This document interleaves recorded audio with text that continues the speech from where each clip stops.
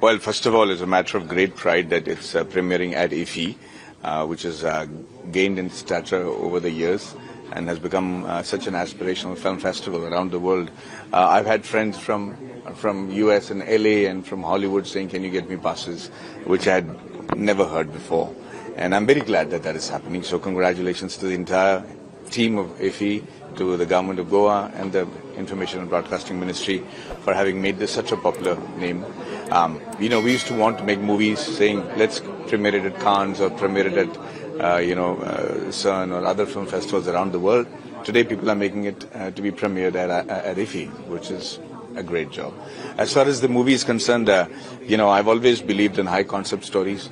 Sometimes I've been very lucky, sometimes not as much.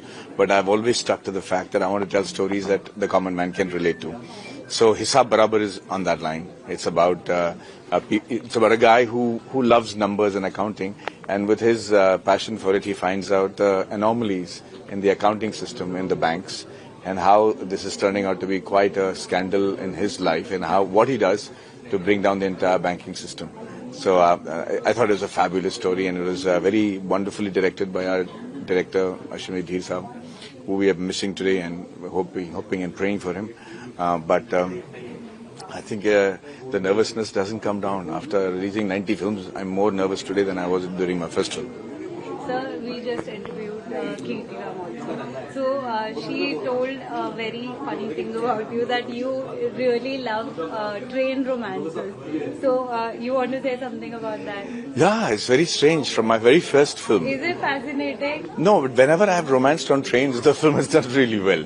So, and Alai Paide, which is my first film with Mani Ratnam, which is the original of Satya, from there to, Tanu Veds Manu, everywhere, wherever we've had trains, the film has done well for us. So, I don't plan it, I don't ask for it, but it happens organically, then I think it's very lucky. So how do you think that we all already know that cinema can change perspective of people about certain projects or certain topics?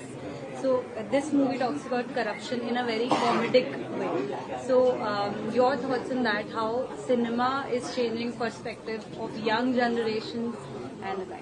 I think cinema has always been a very powerful tool. It's not to be taken lightly. If you look at what, for instance, Hollywood does for the US of A, they always show that only the American can save the world, and the only American technology is the best in the world, and the Navy SEALs are the strongest, and you start believing that they are, although sometimes the facts can be quite different.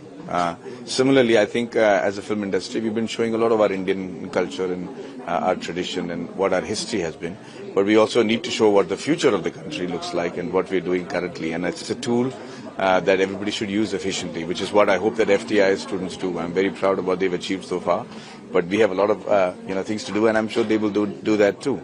As far as society changing films that I've been part of, for instance, let us say Guru or Rang De Basanti or Three Idiots, you have seen distinct differences in the way that society and the country functioned right after the release of these films. Rang De Basanti was one of those films that gave rise to the free media. The media took over and became a power to reckon with. Three Idiots became the parents and students' favorite film around the world.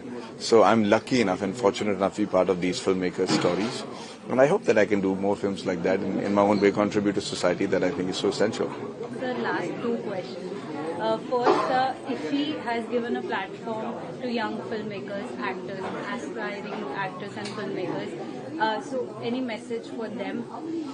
Yes, I think we're going through a great time of turbulence in terms of the content and what is being consumed by the public around the world. I think Western films, Indian films, everybody are struggling. Some films are doing exceptionally well, yet others that were expected to are really falling flat on their faces. So the way the content is delivered and the pacing of the storytelling has to change. And I think people coming here would notice that, and hopefully a new era of filmmaking will quickly rise and make it all very positive for the producers as well. And the last question. We are in love with Rehna Hai Tere Dil Mein, and we will be till cinema exists. So how did it feel when it re-released in the cinema? Well, when it first released, it didn't do well. It was a flop. So I remember being heartbroken. I had gone to all the temples and prayed and come back, and I'd made sure that I had left no stone unturned to make the film the way it's supposed to. But it was heartbreaking. But little did I realize that Fortune and Fate had a big story for me. It released after 25 years and made more money than it did originally. So I'm very grateful for the love of the people as well as the audience. And it's wonderful to be recognized for doing a film 25 years later. I'm very, very grateful.